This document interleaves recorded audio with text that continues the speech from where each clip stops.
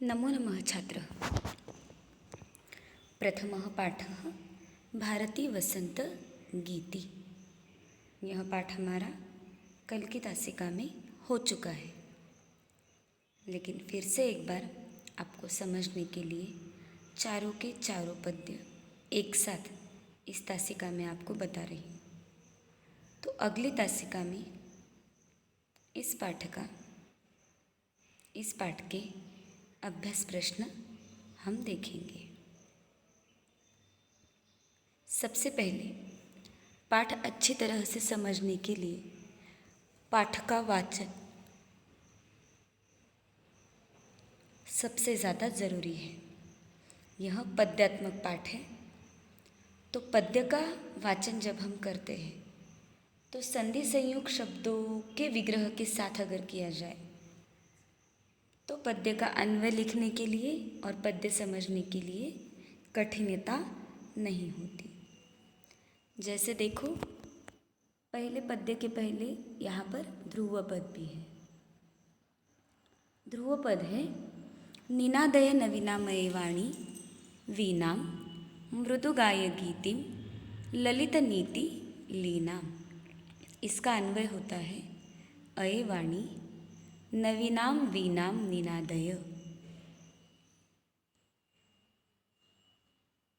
ललित नीति लीनां गीतिम मृदुगाय।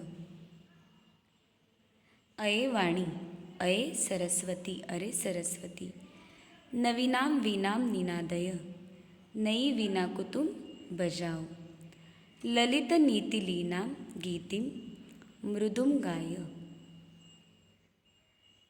ललित सुंदर, नीति लीना नीति से युक्त, मृदु गीतम गाय, गीतिम गाय, मृदु कोमल गीत गाओ। हे सरस्वती, नवीन वीणा को बजाओ, सुंदर नीति युक्त ऐसे गीतों का गान तुम करो। यह हो गया ध्रुव पद। मधुर मंजरी पिंजरी भूतमालाः वसन्ते लसन्तीह सरसाः रसालाः कलापाः ललितकोकिला काकलीना। अब यहाँ से वर्णन शुरू हो गया है, अलग अलग सिचुएशंस दिए हैं। पहले दो लाइन यानी ध्रुव पद, आगे देखो इह वसन्ते, लसन्तीह लसन्ति इह, इह वसन्ते मधुर मंजरी पिंजरी भूतमालाः सरसाः रसालाः लसन्ति। इह वसन्ते मधुर मंजरी पिंजरी भूतमालाः सरसाः रसालाः लसन्ति। इस वसंत ऋतु में मधुर मंजरियों से पीली हो गई सरस आम के वृक्षों की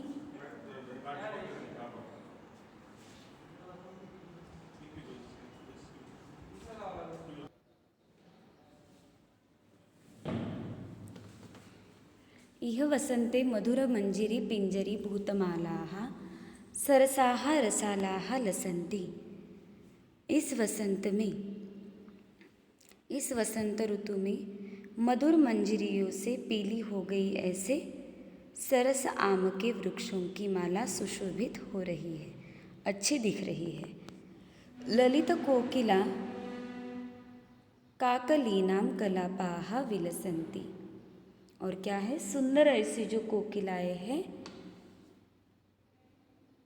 काकली वाली कोकिलाओं का समूह जो है वो बहुत ही सुंदर लग रहा है। यह वर्णन वसंत ऋतु का पहले पद्य में किया गया है। दूसरा पद्य वहति मंदम मंदम समीरे समीरे कलिंदात्मजायाः सवानीरतीरे नतां पंक्तिम आलोक्य मधुमाधवीनां। अन्वय देखते हैं। कलिंदात्मजायाः सवानीरतीरे समीरे मंदम मंदम वहति मधुमाधवीनां नतां पंक्तिम आलोक्य अये वाणी नवीनाम वीनाम निनादय। यमुना नदी के तट का यहाँ वर्णन किया गया है। कलिंदात्मजायाः यमुना नदी के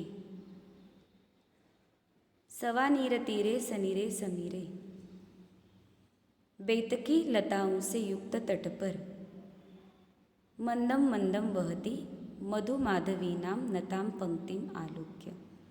मधु माधवी के लताओं के पुष्प जिस पर यमुना नदी का पानी है और जो धीरे धीरे से वहाँ हवा बह रही, उस हवा में पानी भी आ रहा है।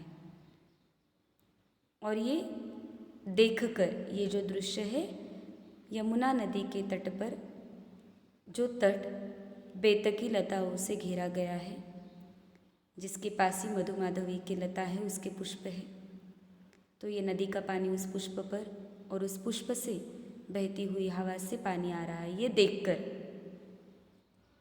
नवीनाम वीनाम निनादय अये वाणी, हे सरस्वती नवीन वीणा को तुम बजाओ। तीसरा पद्य। ललित पल्लवे पादपे पुष्पपुंजे मलय मारुत चुंबिते मंजुकुंजे स्वनंती नंतिम प्रेक्ष मलिनाम मलिनाम। ललित पल्लवे पादपे पुष्पपुंजे मंजुकुंजे मलय मारुतो चुंबिते स्वनंतिम अलिनाम मलिनाम ततिम प्रेक्ष। अब किस तरह का दृश्य देखकर फिर से अये वाणी नवीनाम वीनाम विनादय, हे सरस्वती तुम नवीन वीणा को बजाओ। कैसा वृक्ष देखकर?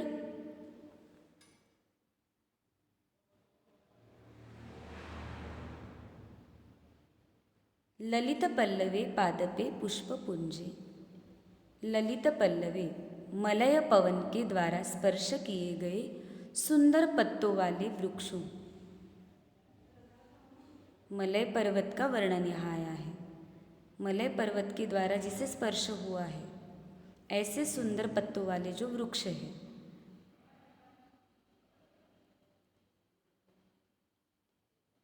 ललित पल्लवे पादपे पुष्पपुंजे मंजुकुंजे मलय मारुतो चुंबित स्वनंतिम अलिनाम मलिनाम ततिम प्रेक्ष।